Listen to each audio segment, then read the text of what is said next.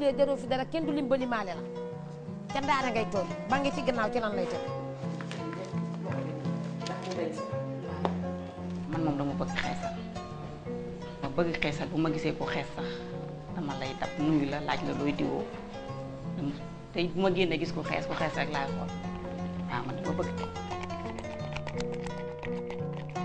ku la gis da lay bëgg kuy dem day bëgg a ànd ak yow lu xew dañ lay bëgg a woo ndax xeesal baa rafet tin ba rafet na.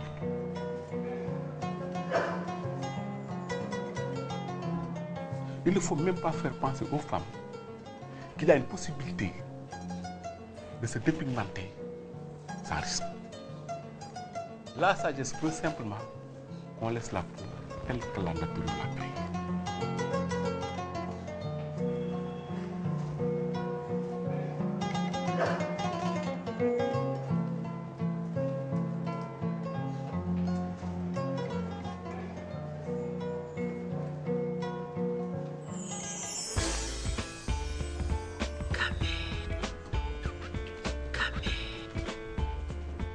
waaye yow nen yaakaar nga ni sama teen bi dina melaat comme teen wu ndaw si.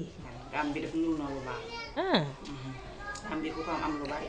kii teen bi dafa rafet sax te liis waaye xaaral man dinaa kii bi dama jàppul tur bi sax. dañ ko tegaat. nur na lu baax de man mi kay maa ñu mel ni xën na ndur. waaw feesu nga xën na ndur ga. waaye daa wëli am na ku ma doon wax. ku mën a defar xeesal. te ma ko woo ba xam. defar ba mu baax loo tudd. ah kon kooku mën na. xaaral. woo ko ñu xool. maa ngi woon nag numéro bi.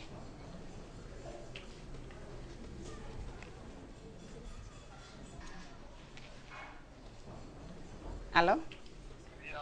allo na nga def sëñ bi. est-ce que moom la yow yaay defar ba mu baax. ah waaw waaw waaw awali moo ma boole woon ak yow joxoon ma sa numéro. na nga def dëgg la alhamdulilah man daal.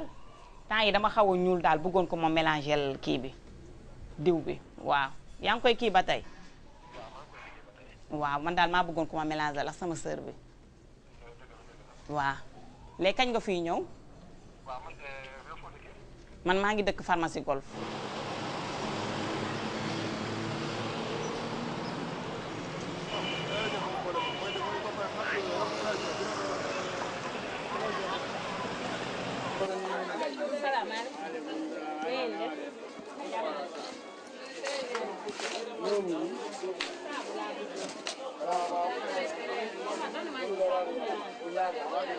deux mille, 3000, 4000 ba 5000 ba 10 000.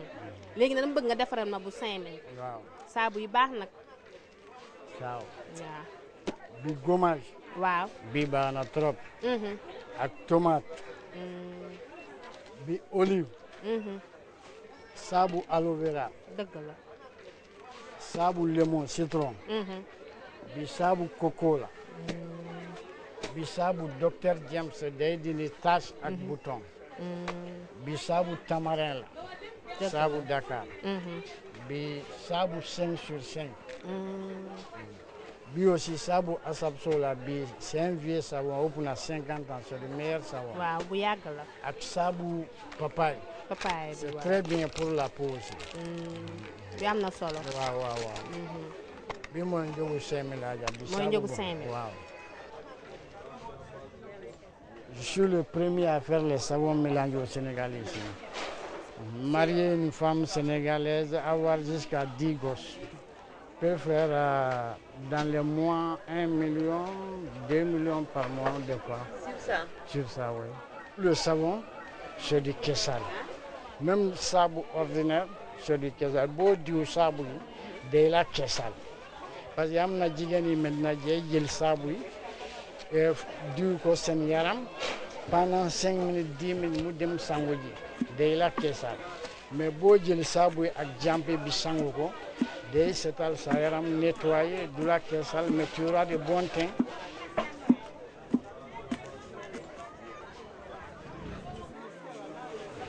Si une femme vient demander la savon peau blanche, je lui fais des savons avec produits cosmétiques mélangés. boo jëndee saabu yi ñu mélangé ko def ko huile de palme miel citron Avec, on fait le produit doux, il y a un produit cosmétique mélangé. C'est ça.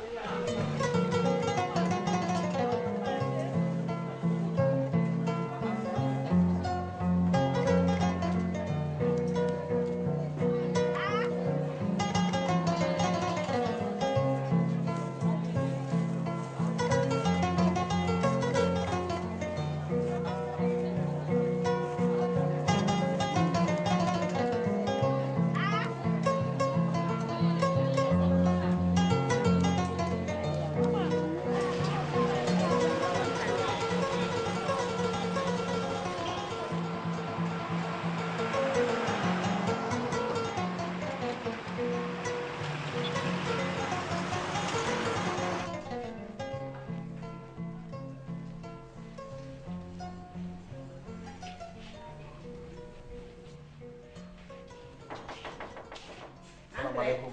maaleykum salaam. mooy kër Nene Saw. waaw fii la. maa ngi sant yàlla soxna si na nga def. maa ngi fi ça va. ça va naka coole yow. alhamdulilah. ça va ko dal chéri. waaw. ça va naka coole. nii rek. naka tàngaay bi. ça va si. alhamdulilah. waaw. ah yow laa doon waxal sànq téléphone. waaw man la waaw. waaw waaw wax nga dëgg ça va. ça va maa ngi nii rek. alhamdulilah. ba nga may woo boobu sori ma woon. sori woo waaw yaa ma naan maa ngi fi rek si cité bi. waaw. wax nga dëgg. ça va. ça va alhamdulilah. alhamdulilah kii sama jigéen la sama cliente la. ah waaw maa ngi def maa ngi fi ça va. Kaja la tudd. Kaja ça va. defar bu baax man maa dinaa mel ni kii. mais bien sûr benn pot rek laa commencé nii gis nga.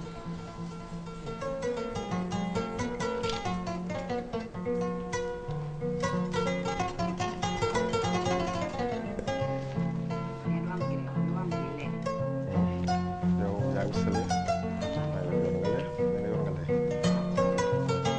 base bi quoi.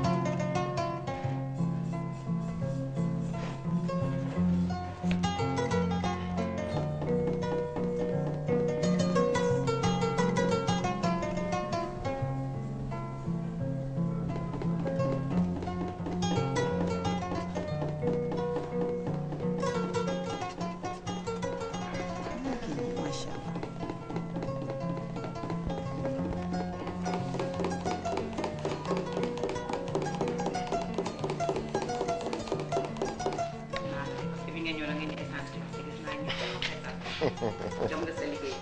ah mais noonu la soxna si. comme lii sama teraanga la. foo ma gëm ko. xaaral après ma jënd la saabu yoo war a sangu. léegi en tout 5 la quoi 5 saabu yi. waaw. kii moom ay fruits la ay plante la quoi. du dafa dara bii dañ koy sën moo suba ak ngoon. kaat yi dañ koy gratter def ko si pot. waaw pot bu baax. ko sangoo suba ak ngoon bi nga ko sën moo suba ak ngoon. aussi njàmpe boo ko mënee bàyyi wàññi nga wàññi bu fekkee da ngay njàmpe si kanam nga bàyyi ko. waaw njàmpe bi mooy lu si ëpp mooy yàq kanam yi quoi. tache noire yi ngay gis nii cere yëpp moo koy indi. waaw ak rouge la lépp lay joxe quoi même njàmpe yaram bu ëpp sax baaxul. xam nga gars yi moom duñ la bindal lépp quoi dañ la indi produit wan la ko nii rek waaw luñ ci def secret bi yëpp yow mënoo xam lu si nekk mais boo xoolee am na lu ma si xam tuuti nag quoi.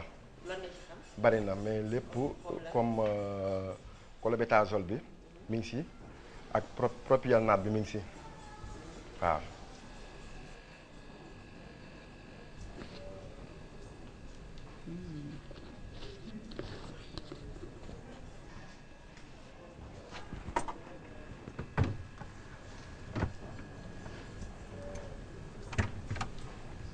man nag ay picc laa amoon picc kanam boobu temps mu woon jëkkër ma dalee diwoog léegi def na 15 ans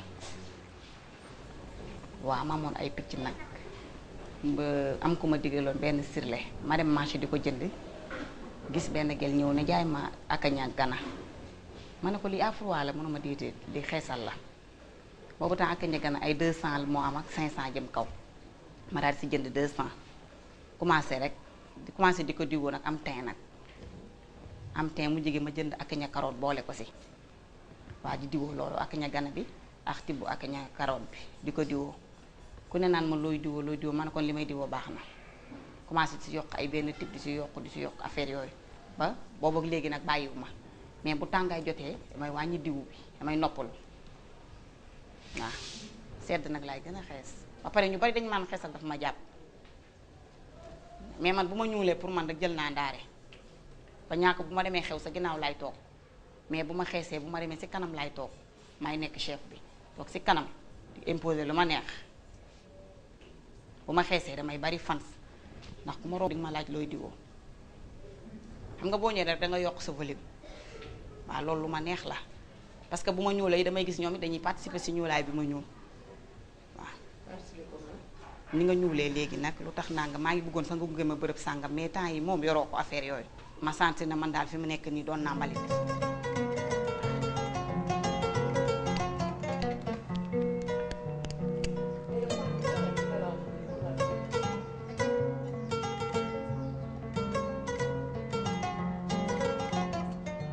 sama première fois wu xeesal amoon sama mag boo xam ne daan xeesal temps moom rafet lool su ma jógee di sàcc si diw bi di ko diwoo diw bi neex ma nag ma bëgg xeesal ndax moom lu ñu wax rek su ma amee sama 1000 francs wala kii dem jënd sama benn lait sama benn tip may xool ci nu muy diwoo may diwoo noonu mu nekk loo xam ne lu ma neexoon la sama xol bi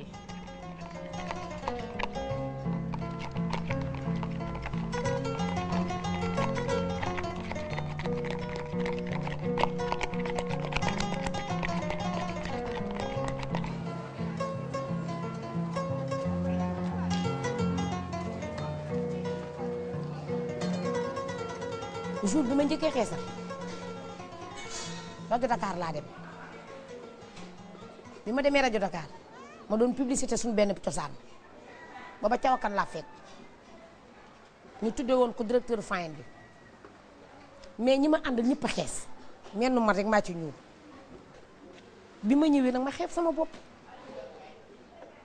bi ma xeebee sama bopp sama xol jeex gis nga cosaan joojee la ma ca wayaan microcentral bi maa ko yore woon bi ma ñëwee damaa jaay 12000 francs booba temps ni daan diwoo booba da ngay wut lee bii xam nga lee accident bu weex bi lee bu ngi la daan boole ñun kaaw law bay lañ ko daan def dañuy boole lee bi ak lingom ak diselvan daal di koy baxal ba mu bax ñu daal di koy ser ba mu segg ñu def ko ci pot daal di boole nico bi ak Venise bi ak abi bi ndax lee bi dafa foor boo ko diwoo da ngay toog ci biir néeg bi fecc ndax wextan booba dangaa bëgg boo génnee ñu xool la dama daan diw man dong dama daan tëj buntu bi damay wëndeelu sama biir néeg damay fecc ba ñàkkutoo xib ndax saf gu ma saf waaye booba lan laa bëgg boobu dama bëggoon a xiis doo yegg 10 jours te meloon na tubaab. jaune bi moom lan la ma bi xanaa mooy lingom bi wala benn kii la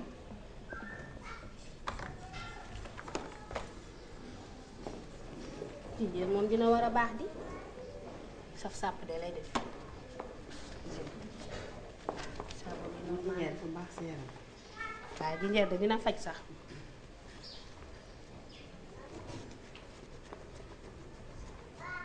ay tundooy tamit mën na xees waaw seet naa ko keroog ay day tam namul dara si xeesal billaahi tundooy ba pare la jaxase daa def sa pot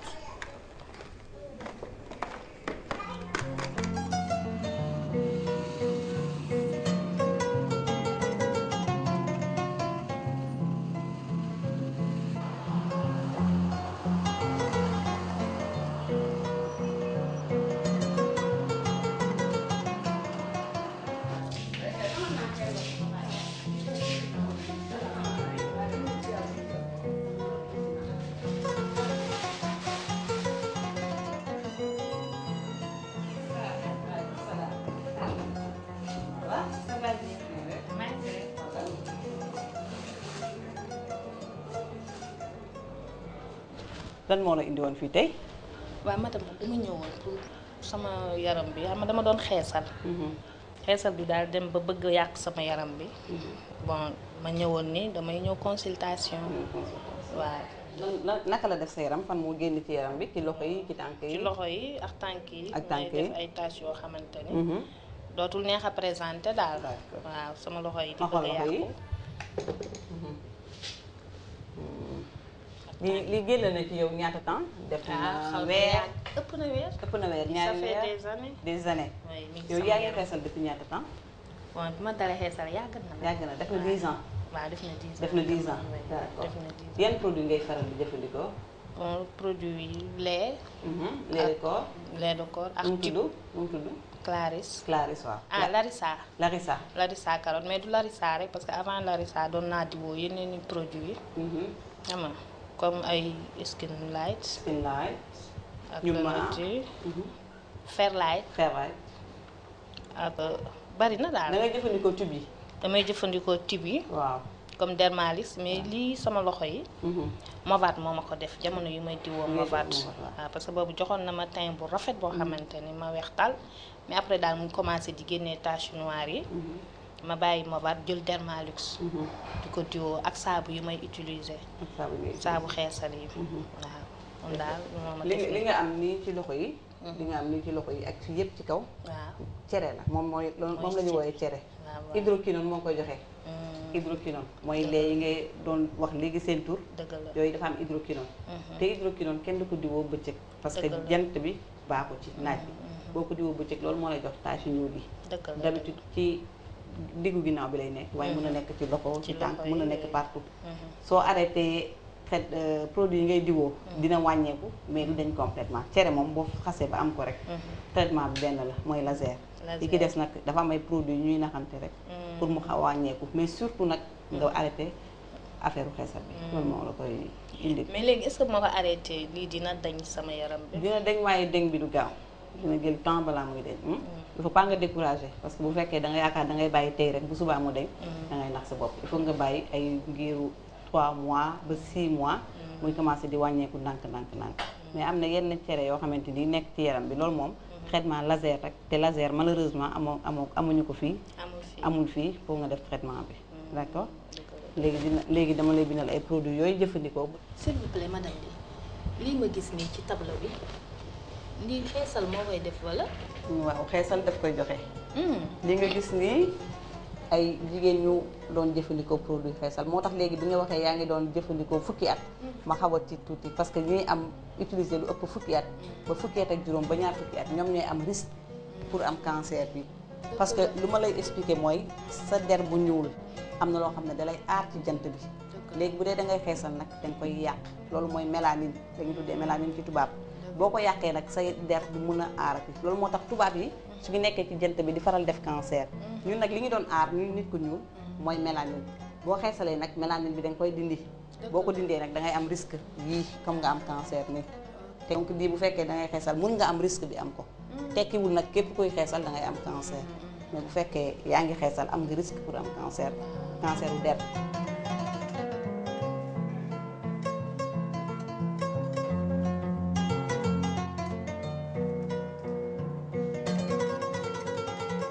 La moitié des femmes qui viennent consulter viennent pour des complications de la dépigmentation artificielle connue sous le nom de xeesal. Mais l'autre moitié vient pour d'autres affections dermatologiques. La pathologie dermatologique ne se limite pas au xeesal. C'est vrai que le xeesal occupe une part prépondérante dans nos consultations, mais heureusement que ce n'est pas la seule pathologie que nous recevons ici.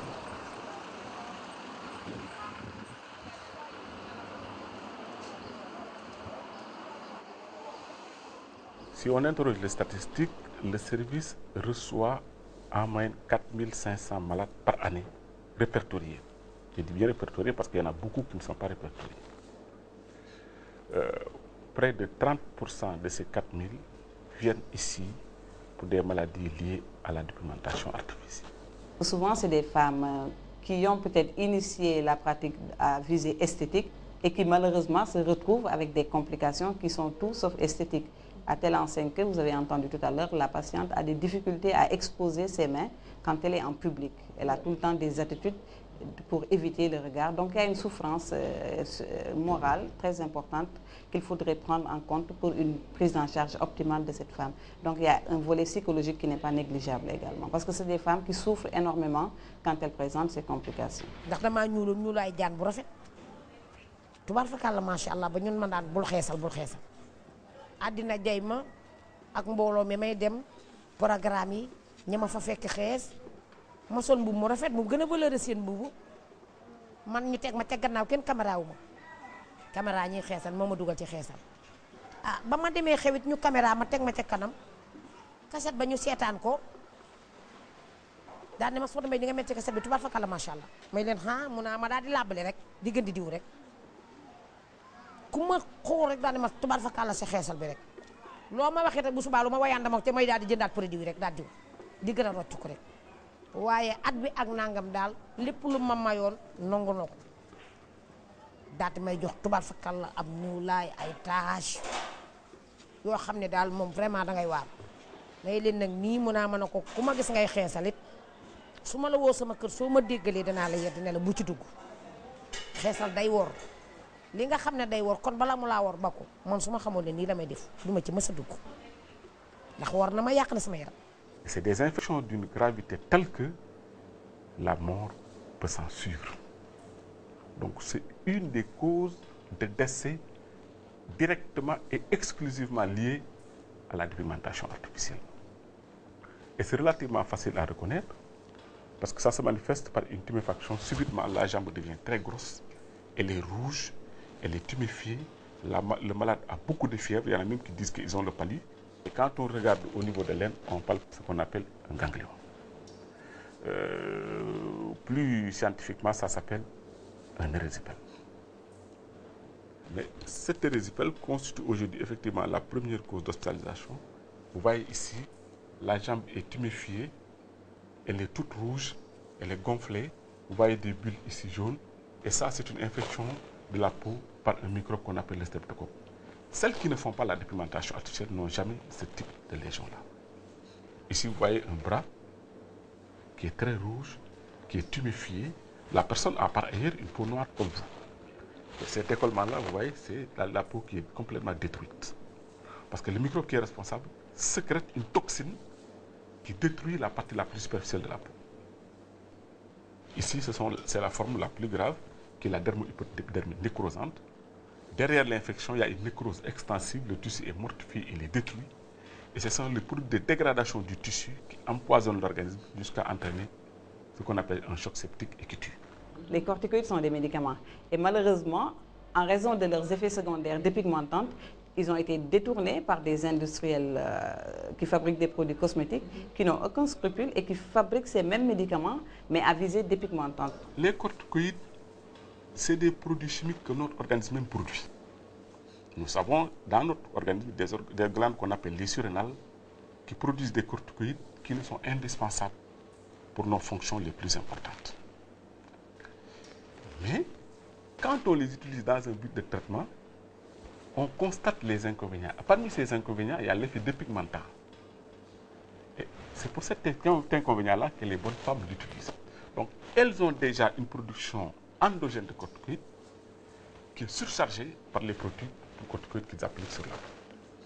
Quant à l'hydroquinone, c'est également un produit que fabrique la peau dans un but peut-être de se protéger ou de protéger d'autres agressions. Mais si on applique de l'hydroquinone de synthèse, on a des inconvénients plus que des avantages. Nous, à notre niveau, c'est-à-dire au niveau de l'association AIDA qui sensibilise sur la dépigmentation, on sensibilise, toutes les occasions sont bonnes, que ce soit dans les conférences publiques, que ce soit à la radio ou bien à la télévision, comme on le fait là présentement. On continue de sensibiliser les femmes sur les méfaits des produits dépigmentants. Mais malheureusement, il n'y a pas une implication franche des autorités, c'est-à-dire des autorités législatives pour mettre une loi qui interdit la commercialisation des médicaments à visée cosmétique. Quel que soit ce qu'on dit, les produits rentrent dans ce pays par 3 voies. La voie terrestre, la voie aérienne et la mer. Donc nous connaissons bien les portes d'entrée. Et si nous voulons les éradiquer et que nous avons seule volonté de les éradiquer, les moyens existent. Maintenant, il y a des enjeux financiers peut-être qui nous dépassent. Mais nous n'ignorons pas comment les produits rentrent ici.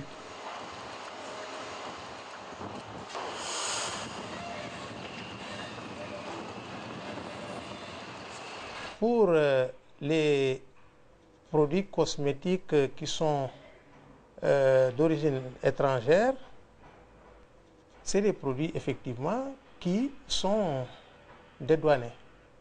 Elles n'entrent pas n'importe comment, seulement au moment de leur franchissement de la frontière, donc du cordon douanier, il y a comme seule obligation l'acquittement des droits et taxes.